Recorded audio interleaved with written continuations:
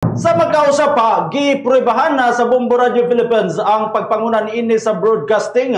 Humanasakmit ang tulo ka mga major awards, gawas pa sa duha ka mga special citations atol sa pre-announcement sa 47th Catholic Mass Media Awards kon si MMA. Kansa subling nagpalig-on sa commitment sa network ngadto sa kamatuoran, pagka-responsable, ingon man community-oriented journalism.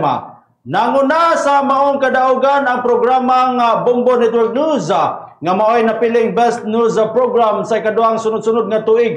Usa ka back-to-back nga pag-ila alang sa flagship newscast sa network.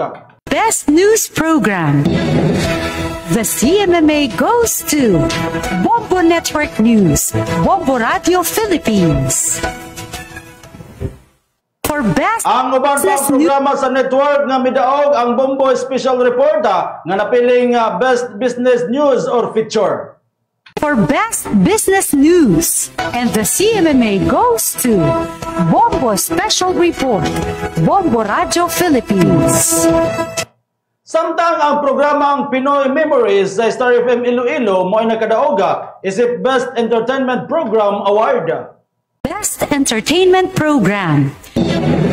The CMMA goes to Pinoy Memories, DYRF 99.5 Star FM Iloilo, People's Broadcasting Service Incorporated. Nakadawat usab ang Bombo Radio Philippines og special citations alang sa counseling program ang Star FM Manila og ang Bombo Lifestyle nga mo'y napiling Best Public Service Program.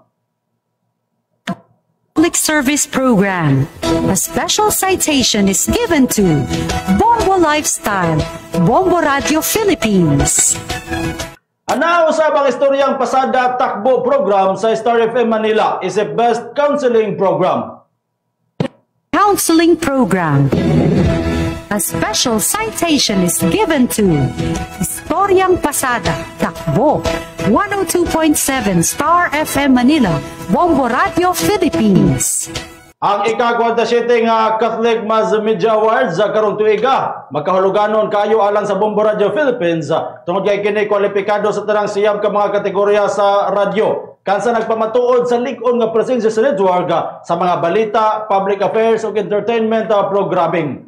Ang ubang finalist sa Bombo Radio naglakip sa Bombo News and Views Morning Edition sa Bombo Radio Cebu. Best News Program Bombohanay sa Udto sa Bombo Radio Cebu, Best News Commentary Program. Bombo Special Report, Bombo Radio Philippines o sa The Seven Last Words sa Bombo Radio Kawayan, Best Educational Program. It's All For You in the Morning sa Star FM Bacolod, Best Entertainment Program. Good Morning Philippines sa Bombo Radio Iloilo, Bombohanay Ed Ogto sa Bombo Radio Dagupan, and It's All For You in the Morning sa Star FM Dagupan is a Best News Feature.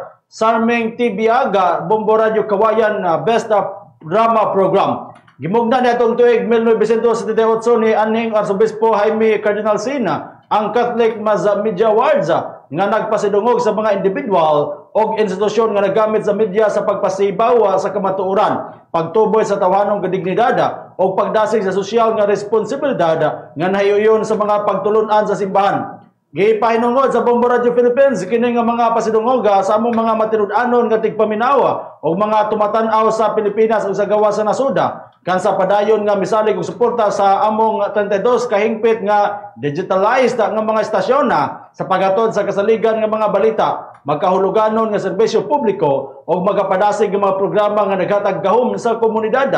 Usa ka pasalig og inspirasyon alang kanamo nga mobuhat og mas dagkong mga butang ug programming sa serbisyo publiko.